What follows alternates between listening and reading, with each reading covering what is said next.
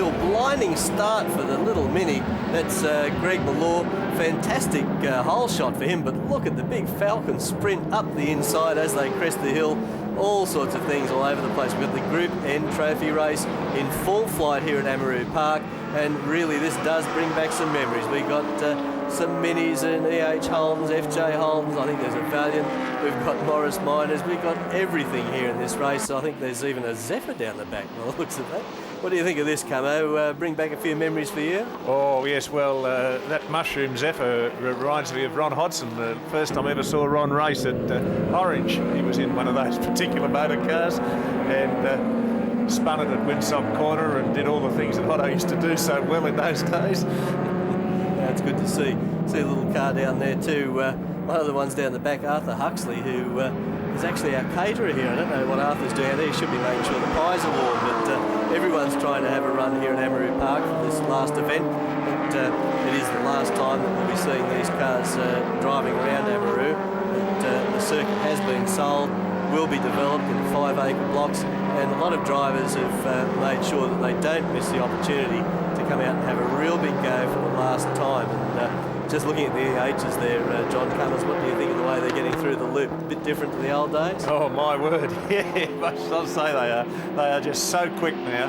In fact, one of the sports sedans I noticed the other day, it had a Commodore engine in it, the V6 in it. Well, they do have some unusual combinations. I suppose the thing about some of the Group N cars, which are cars that were raced around the 60s, mid-60s, late 60s, a lot of those cars today, for some reason, are much, much quicker than they ever were back in the old days. I'm not too sure how they get away with some of the shock absorbers, springs and differentials, whether they're really made out of the same materials that they were back then, because they're a heck of a lot quicker. Unless maybe it's the drivers these days, come out. Do you think the drivers these days are that much quicker? No, I don't think the drivers are that much quicker, but technology does have a habit of advancing, and like the horsepower that you get out of any old motor car today is sometimes twice what they were getting out when the cars were current in the period. Looking at that EH Holden there, car number 67, that's Steve Butchart. Steve's a really loyal supporter of the ARDC, has been a board member in the past, and really enjoys his motorsport, really throws everything in it. It's good to see these sort of people involved in racing, and not only trying to get into the administration side, make sure that everything happens the way that they'd like to see it happen, but he's a very, very strong competitor. And looking at this car, isn't that an immaculate looking thing? That EH just looks the part coming down to stop corner here at Amaroo. But what about that Mini of Greg Maloof's? It's still giving Alan Heath, hurry up. Absolutely incredible how he's hanging on to that American Big Banger, because these cars have got everything but brakes. Yeah, I'd like to know how much horsepower it's got, because as it came up the hill, it left a big black peel, a big black line up the straight. Fantastic amount of horsepower out of it. Look at the little Mini. Closes right in. He must be going absolutely flat out over the crest of the hill to try and catch him. And he's got a P plate on it. There's Philip Barrow, Alan Barrow's son, driving the car that Alan has been driving. It was an original Appendix J car. He's kept it immaculate. It's always looked like that, and it's going harder than it did, as you said, when it was new. I don't know about that rear view mirror up there. It's got a really periscope view of the car behind it. I think it'd be a bit of a problem. You'd have a Mini that would probably slip under that rear view mirror. And again, looking at the Minis, we saw them earlier on in one of the Mini races. And again, we got Anglia, we got Cortina, we got Mini. We got a great mixture, and again, a real leveller here at Amaroo Park. It seems to sort out the performance difference here, John Cummins. Yes, it certainly does, and there's a couple of the Morris dancers there. Bruce Smith in the MG Magnet and Andrew Percy in the Morris Oxford. Andrew Percy, another one that you wouldn't think that he'd be driving a race car if you saw Andrew in the... Wow, see the Mini up the inside. Then it really had a big move then. I don't think he was going to go through with that, because I think you could see that Falcon Sprint driving over the front wheels of his little Mini as he tried to get it up the inside. But as I was saying, Andrew Percy, you wouldn't expect that he'd be driving a race car when you see him advising people in a boardroom. But I suppose it is a sport where you get a wide cross-section of people. And again, looking at this EH trying to hold the Cortina out, it certainly does really show up the difference in a lot of performance between handling and horsepower, and Amaroo has always been a great leveller, John. It certainly has. Philip Powell isn't having it all his own way with young Barrow. He's really getting stuck about it. And I don't think it matters much where you put a rear view mirror on an Appendix J car. Nobody looks at it anyway. Yeah, I think they usually break them off and throw them out after a lap or so. And again, we've got the little Mini in front. He's managed to find a way around the big Falcon Sprint somewhere, probably through the traffic, as they're trying to lap some of this traffic. It is pretty heavy here. We've got to say that every category that is every meeting, every race that was here this weekend has had a full complement of competitors. The Mini off on the dirt. I don't know what the stewards will think of that one. Now, I think the rule says something to the effect that you're supposed to stay on the black stuff.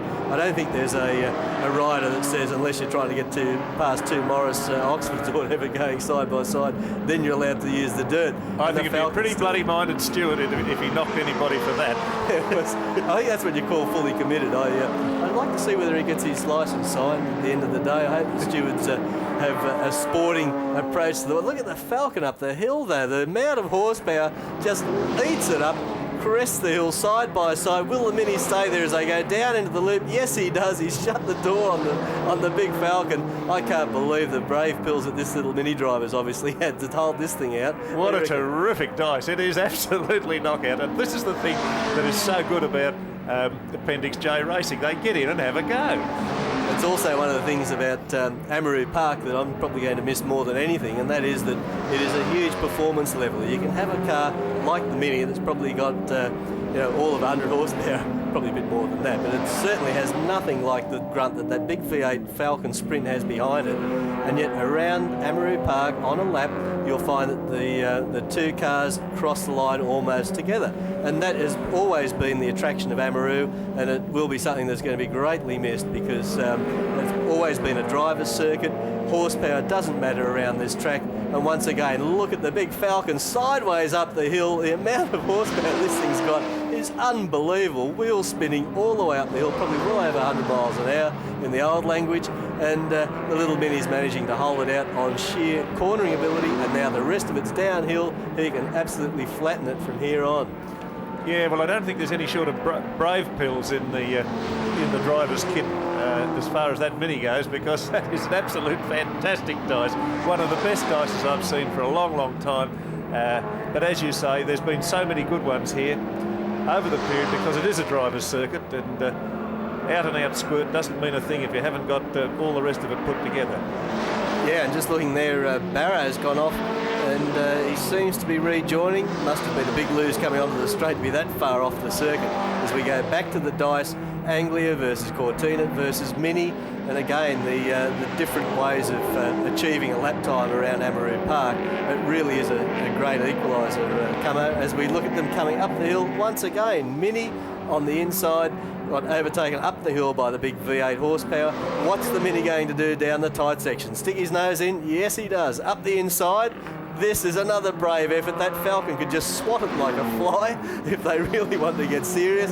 The Mini manages to do the trick, and the Falcon comes back at him on the inside. Camo, I'll tell you what, you've been looking at motor racing for a long time. You've been a commentator for the ARDC for many, many years. I think somewhere over 30, wouldn't it? Yep. What do you think of this type of racing? Well, I was always my favourite racing, Appendix J racing, and I used to have a very heavy involvement in it, not through driving, but through being a sponsor and a supplier of parts when it was new. And I always loved it, and I still do. And I noticed that Cameron Tilley is parked on the infield there. Yeah, we were looking... So that's where he was. That's right. He did have pole position. He was missing at the start of the race. Parked on the side. And again, the Falcon up the hill. Talk about a David and Goliath battle. You wonder how many laps they can keep this up. Falcon goes past up the hill. The Mini goes down the inside again. And he just manages to squeeze through. This guy is obviously thoroughly enjoying this event at Amaroo Park. It is the last time that anyone will get a chance to drive a competition car at this venue. Amaroo Park has been sold. It will no longer be used as a racetrack after this event, and it is a bit sad, but boy, aren't these guys putting on a fantastic spectacle for us today. Well, I think that anybody that can would want to get a copy of the tape of this race, because this is absolutely knockout stuff. It is real motorsport. It is certainly that, and yes, they will be able to buy some tapes, and I guess people will be able to look out for that. But again, the Mini coming onto the straight, the big Falcon tail out, and let's see what it does up the hill. How's that for a performance advantage? And they reckon horsepower doesn't count. What can you do about that? The thing just lights up the rear tyres and outsquirts the Mini up the hill. And the Mini just swaps lines, no problem at all. The thing that is amazing me is the car's fishtailing, but it's doing it at the front up the hill. You know, it's doing front end slides up the hill. I'm glad I'm not Alan Heath driving that. I think that's about the most nasty feeling you could possibly have is front end slides. Well, Alan Heath, we spoke to him in qualifier after qualifying. He's travelled all the way from South Australia, said he wouldn't miss this for the world, and you can tell by the way he's driving this car with a fair bit of exuberance and a fair amount of enthusiasm that he drove a long way to get here, and he's certainly putting it to use now that he's on the track. Well, that's dead right. And look at that Mini is absolutely incredible. Just hangs on to it. Well, I'd say that the rear tyres are really copying a caning as they go on the last lap. Now, what's going to happen? The Falcon tyres have probably almost blistered sideways straight. Complete lack of traction and surfeit of horsepower, I'd say. He doesn't have any problems with the horsepower department. And again, there's the Mini. It doesn't have to back off at all over the crest of the hill. Coming back at him, they're on the final lap. The last time he got a bit cunning then and didn't blow out wide. He did. He shut the gate on, and the Mini's going to be all over him through the traffic. There are things everywhere through this little section. It looks like we've got the Falcon still in front. He shuts the gate, nearly swats the back of the Mini as the big tail of that Falcon sprint just waves around in the breeze. But the Mini still hasn't given up. This is going to be a fantastic race as Craig comes down into the last corner. And again, Alan Heath, will he manage to do it? It's a big drag to the finish, wheel spin. It's all happening as they come up to the checkered flag. The little Mini is going to throw everything at it. The tail sliding out. We've got traffic in the way. They fly over the finish line for the last lap, and wasn't that unbelievable come out? That is just one of the best races I have seen ever, I think, at Amaroo Park, and what a great day for it to be such a good race. Yeah, very well deserved win. Alan Heath, winner of the Group N trophy race here at Amaroo Park for the last ever event. A big car for a very tight track. How did you find the going in that race? Oh, it was a great race. Little Mini was all over the place, and it was just real good fun. Sideways and good fun. How far have you come for this event? As I said, it is the last ever Amaroo Park. Have you travelled very far to get here? It's about 2,000 k's, I think, from South Australia to here, and we're up in the Adelaide Hills. So, no, but it's worth coming. It's the ARDC is a great organisation. This is a bit of Australian motoring history. Sad to see it go.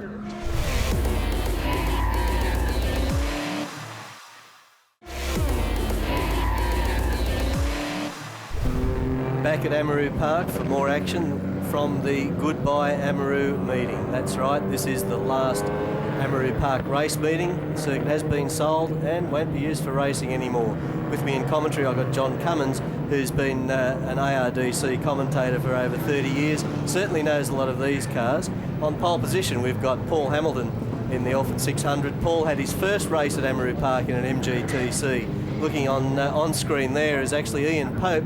Ian was also in the very first race at Amaroo around about 1967, and he tells me he's driving the same car this weekend. That's the Lolita. Also on screen then we saw Les Wright in the Dalro Jag, and Tony Simmons, the man that owns and operates Simmons Wheels, and I think this is one of the first cars he drove. We got a fantastic selection of cars, historic event, and they're off. We got Dick Willis really getting a whole shot there in the links, leads Paul Hamilton up the hill for the first time, and really when you look at the amount of history and the sort of vehicles we got here in this race meeting, John Cummins, it's got to bring back a few memories for you, I'm sure. Oh, a lot of these blokes I have raced with and against, and they've helped me and I've helped them, and that's the nice thing about historic racing. It's a very friendly sport, and it has a lot of dedication involved in it, because the amount of hours you put into getting an historic car right is fairly considerable, the amount of time you have it on the track. But once you're on the track, well, it's just like any other race. Everybody's into it, and they're all going to do their own thing. And oops, there's a few brake lock-ups there, and I think that was Popey locking a brake up. Yeah, they're all there. trying pretty hard around there, and Willis is certainly going pretty hard as well. And you mentioned Ian Pope. We spoke that he was off the back of the grid, and referring to the amount of dedication and work. Pope actually had a pretty serious mechanical problem after qualifying. They worked all night to get the car going, and even though it was off the back of the grid, he's lined it up, and I think he's already made up about 4 or 5 spots. So it's good to see Popey having a big go here. He certainly was. There's the Dalrow Jag with Les White, president of the Historic Sports and Racing Car Association. Very enthusiastic bloke, karts the Dalrow all over Australia, competes everywhere with it, and upsets quite a lot of the rear engine blokes because it's a front engine car, but it does run in the Group M period, the post 65 cars, and sometimes beats a hell of a lot of them. Yeah, I recall, without trying to give an age away too much, but when I was at the first open meeting here at Amaroo Park, it was in 1967. I was barely old enough to walk, of course, and I remember the lap record was held by a front engine car. The car that took out all the races on the day was actually the noted Din, Michael Rock, and Michael, again, is saying it's a front engine car, very similar in a lot of ways to the Dalrow Jag. And I suppose you could probably tell us a bit of the history of the Dalrow Jag and its racing history in Australia come out. Yeah, well, this is the second. It was the second Dalrow. The original one was cut up and modified, and this was the result of it. And I drove it, and it had that lovely habit in its earlier days when I was driving it of locking up all the universals. I actually spun it in a straight line, having negotiated Murray's Corner at Bathurst before the finish line. Now that takes a bit of doing. I don't know if that's a real claim to fame, but anyway, it'll do for the time being. Well, it was a beast of a handler, but Les spent a lot of time and money, and he's fixed it, and it's now a damn good handler. One of the other blokes that was in the very first meeting, in fact, he won the racing car event, was Peter Moore. Not in the same car. He's in the Nalla Holden today, which is the blue car with the yellow noseband. He had the Nota Major back in 1967, and he held the racing car lap record and won the first event ever here at Amaroo, and it'll be interesting to see just how well he goes in this race, whether he's going to win the last race at Amaroo. Yeah, well, that certainly is something that everyone wants to do here today. They want to be up the front. They want to try and win a race at Amaroo because they won't get any other opportunities. This is the last time that you'll see race cars on this track, and what a fantastic day it is too. And the weather's turned out. The number of people that have come from all over Australia to say goodbye to Amaroo. We even had an approach from one of the flag marshals that I think was here about 30 years ago, and he was on flag point number 7 and wrote to us and asked if he could come and officiate on flag point 7 because that's where he went to his first ever motor race meeting. We've also had people coming up saying that they met their wife or girlfriend or whatever years ago at Amaroo Park, sitting up on the hill on one of the rocks, having a picnic under the gum trees, and they want to come back for the last Amaroo. And this is certainly a very emotional time for a lot of people. People have come back to Amaroo to see the racing and to see some of these cars that they used to watch when they were teenagers here at Amaroo Park. Yeah, and most of the drivers were teenagers then too. You said you didn't want to give your age away. I'll give my age away any time. I'll swap it for half. Well, thanks, Camo. I'll take you up on that at some stage. But looking at these cars now coming down, one of the ones I got a shot of just before, we're looking at Ian Johnson in a car. You might have seen the Ferrari badge or the Ferrari logo on the side of it. Beautiful car built by Johnson, and although Les Wright's, I guess, is a little bit more original, Ian Johnson's car, I believe, is a replica of one of the Ferraris. But Dino, you wouldn't actually pick it to see. The car is absolutely brilliant. And that's interesting, looking at Tony Simmons here in the, the Hustler, I think. Yes, the first Hustler. car. And he's making a big move on the Dalrow Jag. Tony's a pretty hard steer. He doesn't like coming second to anybody, and you certainly see that in business. He's a very, very successful businessman with his Simmons Wheels empire, and seeing him drive this old car certainly makes him feel young, I'm sure. Peter Moore has shot to the front in the Nalla. He's got ahead of the rear engine cars. The Nalla is an ex-Victorian car, and it is a supercharged Holden lying on its side. Very, very short, independent suspension all round. Built in the Group M period. In other words, it was well and truly into the rear engine car period when it was built. And the owner, when he sold it to Peter, on the first event, Peter managed to get it 5th on the grid amongst all the rear engine cars. He said, I would have painted it blue years ago if I knew it was going to go that quick. Painting it blue must have had a good effect on it, because it certainly seems to be doing the job. Holden engine lying on its side, I'd have to wonder about the oil circulation. Oh, try some. I'd hope so. It certainly needs something. But again, looking at these cars coming up onto the straight, Paul Hamilton there, we probably should mention a little bit more. I believe he moved on. He spent a lot of time in sports cars from the days of the MGTC. I can recall seeing him racing in a Turner, I think it was, at one stage. Yep. And made quite a reputation for himself in that. And then dropped out of the scene, then came back in historic racing with a vengeance, with a number of cars, in particular this Elfin 600, which is certainly one of the quickest open wheelers and one of the quickest historic cars around. I did run it as a current Formula 2 car for a period too, before the current group of historic cars were ratified. Well, I guess if you hang on something long enough, it's going to become a historic car, and then you don't have to restore it. Is that the theory? No, that's the theory, yeah. But it's usually worn out and you've got to. Okay, well, he certainly does turn out a beautiful car. It's absolutely immaculate, and seems to have certainly plenty of go. And when you look at some of the success stories, Elfin 600, Elfin was an Australian manufacturer and really dominated Australian racing for many, many years in open wheelers and sports cars. And you had to have something pretty good to knock off an Elfin, no matter what it was. And I think Matic is another one that dominated My word. as far as Australian manufacturers are concerned. And I guess this sort of racing in Australia did develop our industry to a large extent, because we found that people like Elfin were building cars that were beating cars like the Lotus and BRMs and Brabhams and things at the time, and certainly did a lot to establish our motor racing industry in Australia, wouldn't you say? Oh, most definitely. And Frank Matic, probably one of the best sorters of a race car. Hadn't sat in a race car for years, and down at Goulburn 18 months ago, he propped into one of his old cars and in 6 laps came in with 22 points for the owner to sort out. Sounds like he hasn't lost his touch. I think Frank Gardner was similar. He used to come back with a toilet roll full of notes for the crew to take care of after about 2 laps. And yeah, it's certainly an art. And I think these days that art has, I think it's been lost to some extent. It doesn't count so much anymore, because you've got PI dashes, you've got data acquisition in current race cars, where we've got thousands and thousands of sensors or information being gathered by sensors around the car. And I know in our case we can do 2 laps and finish up with about 500 pages of information on what it's doing. So you don't really need a test driver quite so much anymore. The backup and the computer technology that's available to modern race teams means that the driver just has to get in and drive as fast as he can, and the engineers will work out whether it's handling properly or not. That's one of the reasons that I prefer motorsport to motor racing. You've got to do it yourself.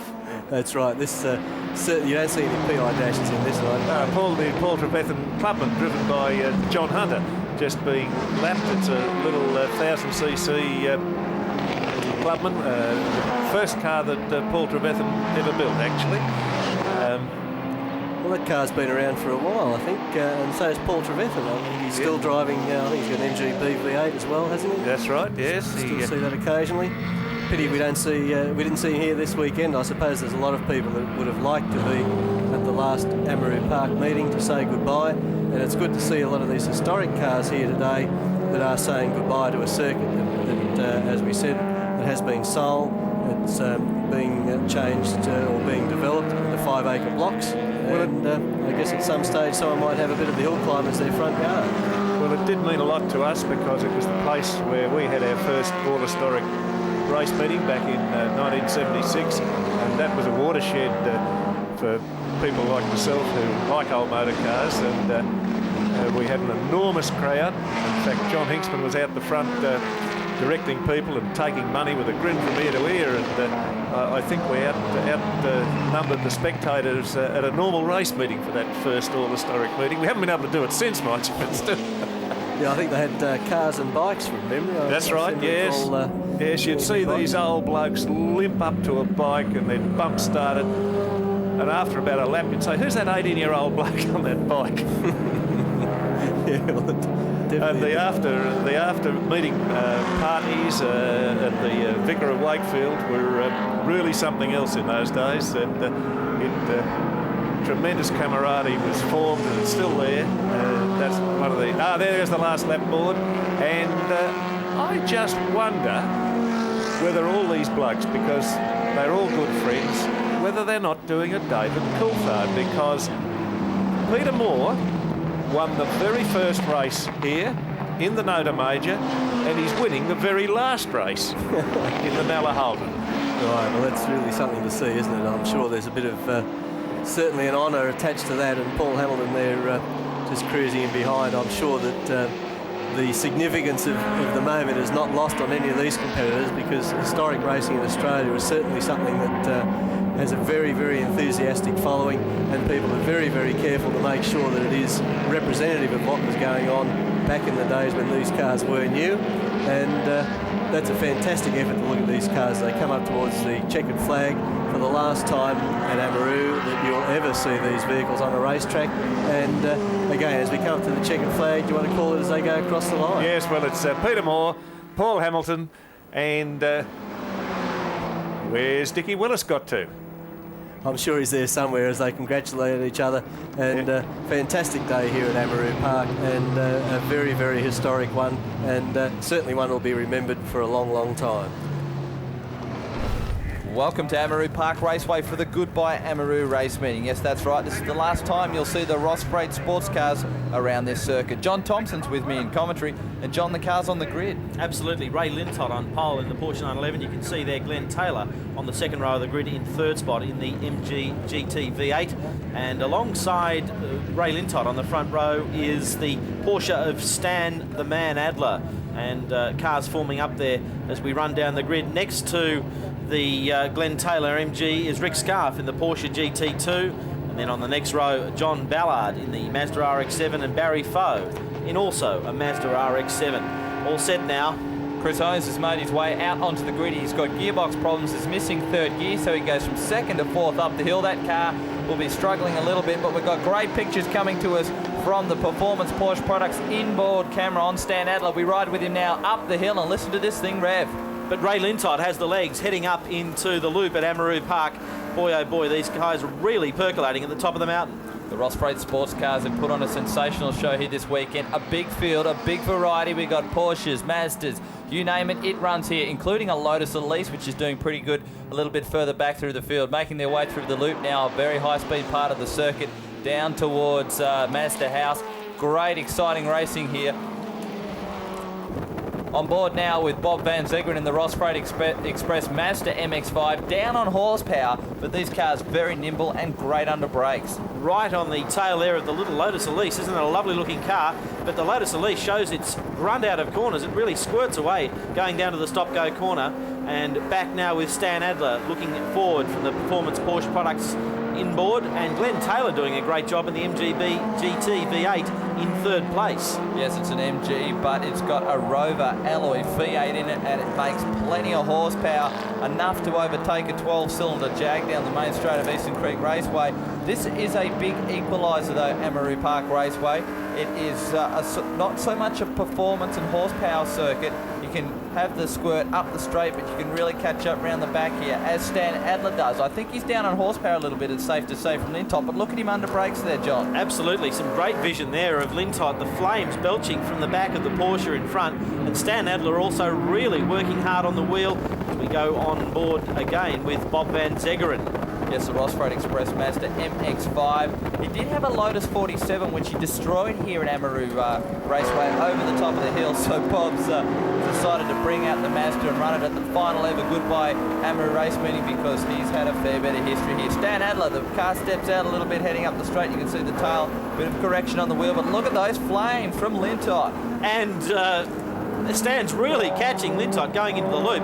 He's putting everything into it. Lintott may have the advantage, but Stan Adler's not letting him get away at all. Ross Freight in the National Express Parcel Service getting behind the sports cars here at Amaroo, and what a race meeting to do it. The last time that any race meeting will be held at this fantastic circuit. John, I've broke my kneecap here before. It's sad to see this racetrack go, and there's a lot of teary eyes in the pits at the moment, but some sensational racing to send the racetrack off. Absolutely. Some fantastic racing has taken place at Amaroo Park over the years, and this is really a fitting culmination of all those years of history and racing at Amaroo Park. Back with Bob Van Zegeren as he gets right onto the tail and actually goes under brakes and passes that Datsun 240Z into what used to be called Honda Corner. Well, does he have the horsepower to carry it? No, unfortunately not. It's great under brakes, but you just need a few more horses under the bonnet to stay in front. Speaking of horses under the bonnet, there's Glenn Taylor in the MG. What a sensational car this is. Lintott, Adler, Taylor. Then it's back to Hones, who's doing a good job sitting back and forth. And with the exception of Hones, that's how the top few cars have appeared throughout the season so far for the sports cars. A noticeable exception that is missing this weekend is Paul Warne. I believe a new engine going into that car. But Glenn Taylor always in the top 3. Real trouble getting the traction to the ground, but you saw just going over the loop a little while ago, like Glenn Taylor's MGB struggling to have grip as it powered out and chasing those two Porsches in front. Stan Adler manages to drop back a little bit. I think Lintott's car really does have the stick up the hill, but this is where Adler gets him closest in under brakes. The man that doesn't have a lot of brakes is Glenn Taylor in the MG, plenty of power, but would do with a bigger set of discs on the front of the car. Coming up onto their first of slower traffic, number 67, I think that's Ian Hancock, who qualified at the rear of the field, so they're starting to come up on the slower traffic now, and this may have a bearing on the final placings in the race. Yeah, there's about 40 years difference in the technology there. The Porsche is passing that old Austin Healey 3000, as you say, of Ian Hancock.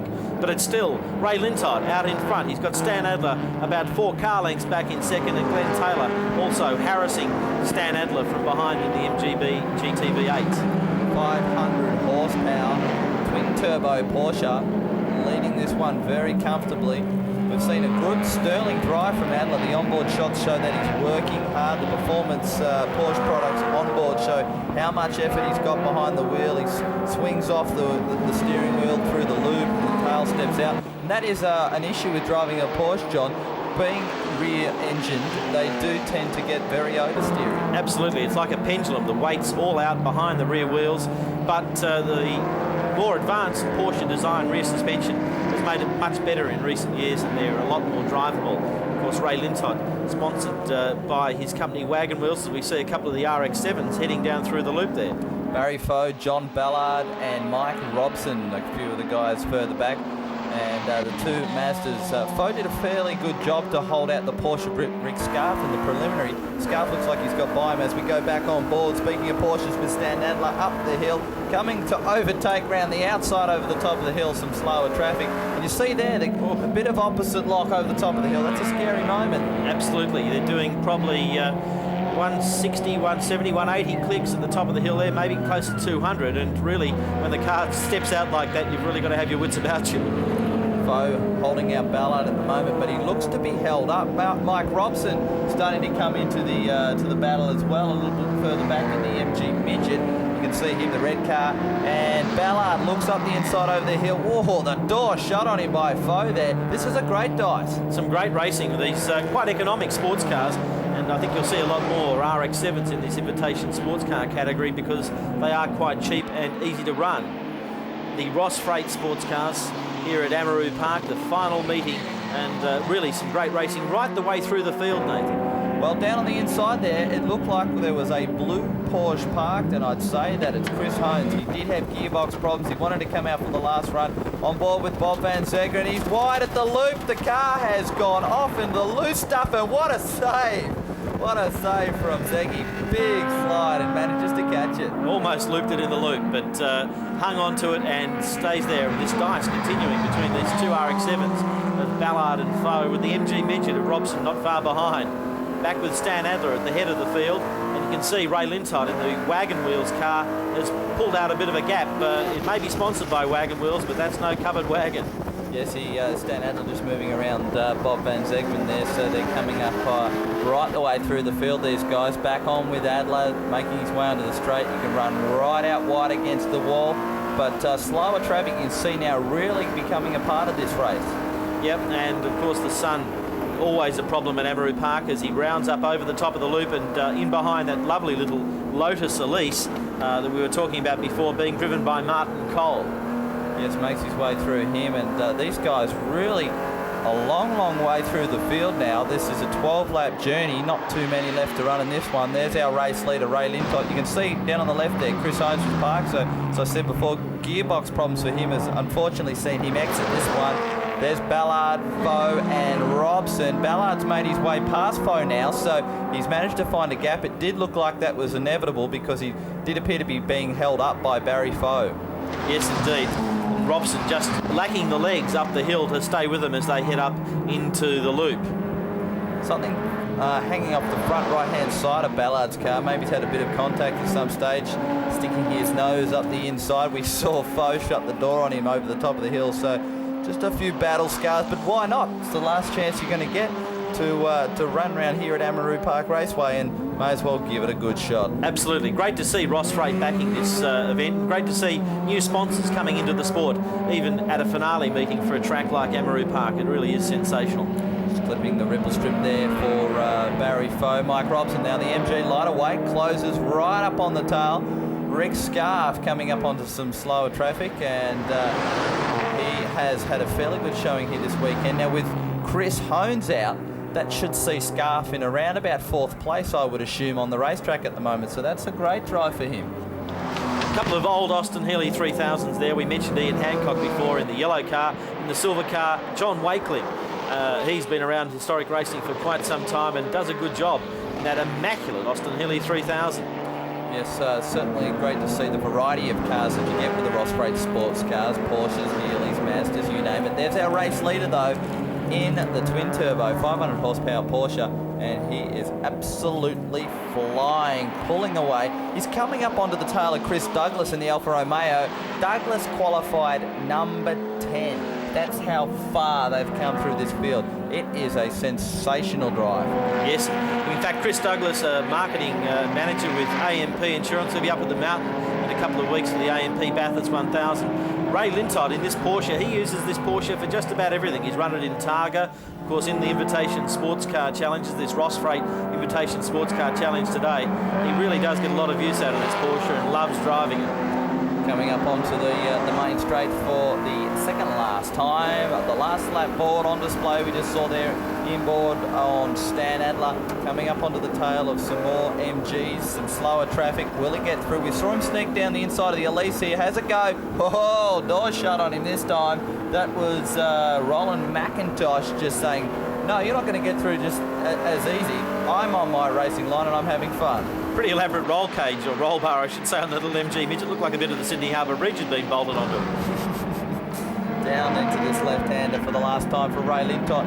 He cleaned up in the preliminary final a little bit earlier on. We saw that last week on Speedweek, and he's going to take out the trophy race here, the last time. Now, Lintott will return for the Butcher's Picnic, the final all-in race of the day here at Amaroo. Look forward to that coming up on the show. But Ray Lintott onto the straight for the final time to take out the Ross Freight sports cars. A tough drive, and congratulations to him. Second place should be Stan Adler, also in a Porsche, and third place, sensational drive to Glenn Taylor. Sensational stuff from Amaroo.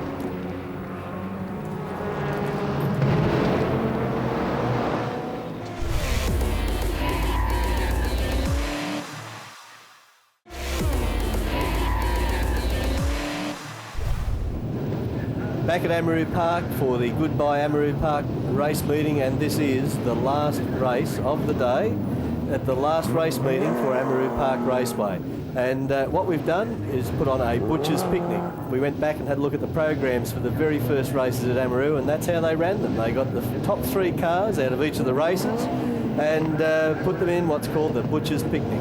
So we've got the top 3 Appendix J or Group N cars, we've got the top 3 club cars and the top 3 Porsches and sports cars, and everyone goes into the last race, and guess what's on pole? David Krause in an E.H. Holden against Ray Lintott's 4-wheel drive twin-turbo Porsche. Now we get to see sports cars versus sports sedans. The Porsche gets the lead. The sports cars are second. We've got sports sedans and club cars. Colin Bond my co-commentator, what do you think about this for the last race at Amaroo Park? Oh, it's going to be great, actually, Chris. I mean, the Porsche had to be the first up the hill, didn't you? I mean, Ray Lintot's four-wheel drive, twin turbocharged. They certainly put their power down to get going. Krause, of course, David, I should say, Krause in the EH, even though he's probably capable of doing the same lap times, it certainly wouldn't get off the line as well as the Porsches, and that's what we've actually got. We've got the Porsche in front, Krause behind, obviously trying to pressure these guys to get through, and he obviously wants to get through because there'd be nothing better, I think, he'd love to win the last race, as would Ray Lintott or anybody else. But an EH beating a Porsche, wouldn't that be great? It might depend on who you were, but Ray Lintott out in the lead.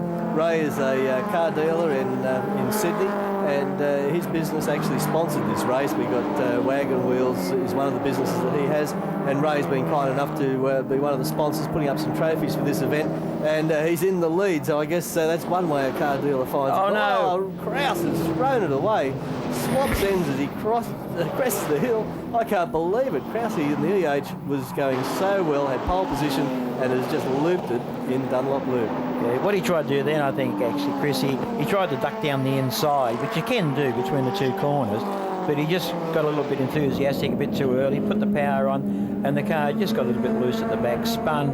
He did a good job actually stopping the car. Nobody hit him, so he's back going again. I'm sure he'll catch up places, but the trouble was that the guys up in front are lapping more or less the same time what he was doing, so it's going to be hard for him to catch them up, from being so far back now, but I'm sure he's going to try. And here's a great shot. This is sort of taken from inside the car, going over the hill. The road goes left, and then they go into the right sweeper. From Stan's car, of course, the other Porsche now coming second. Yep, Stan Adler been around for a long time, used to race, actually I think he might even still have the hill climb record here at Amaroo Park. Used to race in an EH Holden, FJ Holden way back in the early days back at Oran Park when they used to have some pretty fierce sports sedan action out there. And Amaroo Park obviously is a place that Stan loves to race at. He's running second, and again looking at the different sorts of cars you can really make some comparisons as Krause here. Now let's see, going now, look at what's this? That's an MGB, I think. It's a V8. It doesn't, I think it's got an aluminium sort of rover type motor in it. Quite unusual actually, doesn't it? The bonnet wouldn't shut and they've sort of put a big dent in it, but they're a nice motor car. Obviously the MGBs have been around for a long time, and there's all different sorts. There's sports cars, there's touring cars, there's a Commodore coming up behind this one, and obviously the Porsche out in front.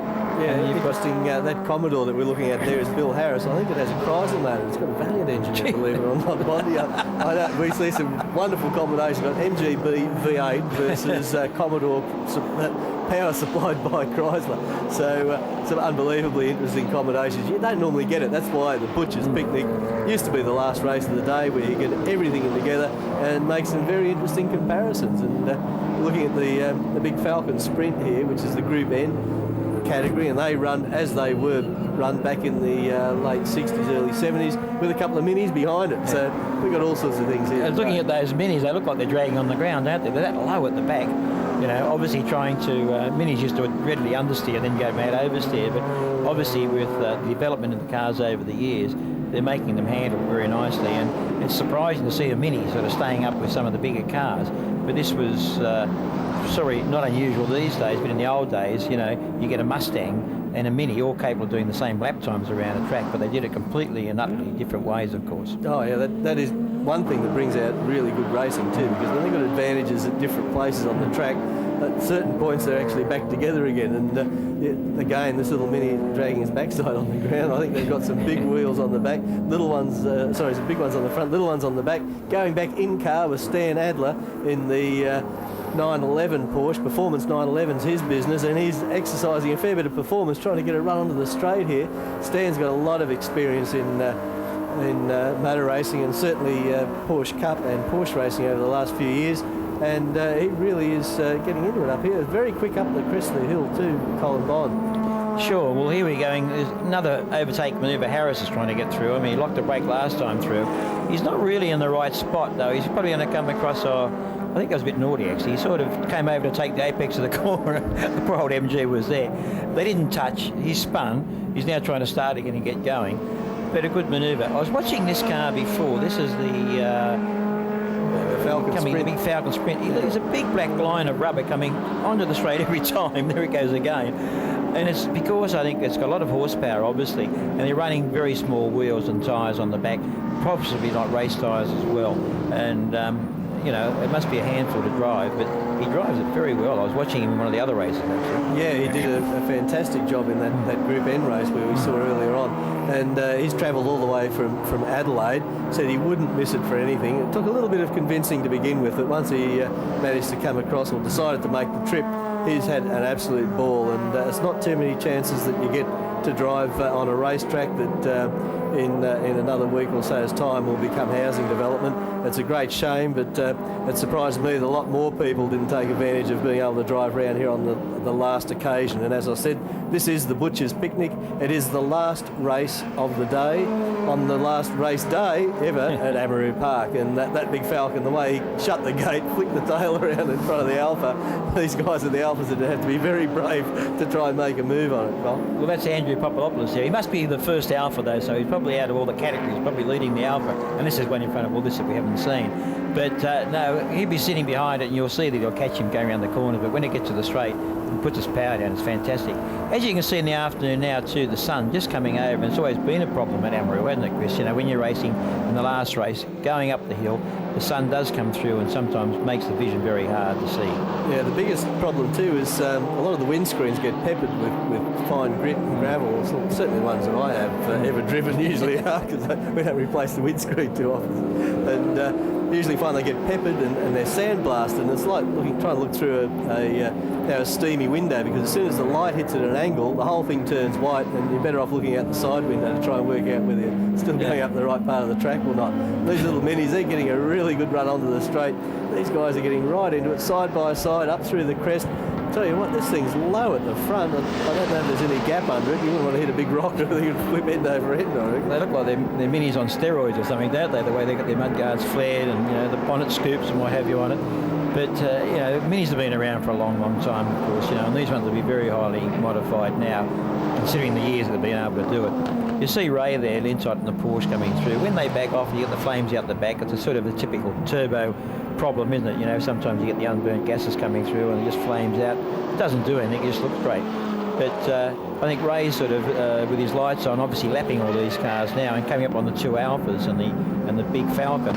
But, you know, you sort of see the difference, I think, here. You've got a four-wheel drive motor car, very good tyres on it, you know, plenty of performance, probably 500 horsepower. Can just pick his way past the cars at will. And he's not being pressured, and he must almost be on his last lap or one to go. Yeah, at this stage coming up through the traffic, this is definitely on his last lap, coming up through and this will be an interesting comparison. Let's see the Porsche that has the big drag with the big Falcon Sprint. Whole lot of traffic over the line, over the checkered flag, and we've got, it looks like Arthur Hayes waving the checkered flag. As a matter of interest, that is member number 1 of the ARDC, and what a fitting tribute to have Arthur waving the checkered flag for the last time here at Amaroo Park, with Ray Lintott taking a win and Stan Adler in second place. And these guys are really going to have a few tears in their eyes when they come back to the pits after this event. I'd like to thank the ARDC for being such a wonderful club. I've been a member, as I said earlier, for about, 35 years, since I was a school kid living in Wagga, New South Wales. And I just think it's fantastic. All the organisers, all the crew, all the flaggies, all the corner workers, you know, all the officials, it's just fantastic. It's a great day, great atmosphere. Just driving around there in that last lap was just the best atmosphere I've ever had, including 5 24-hour races overseas.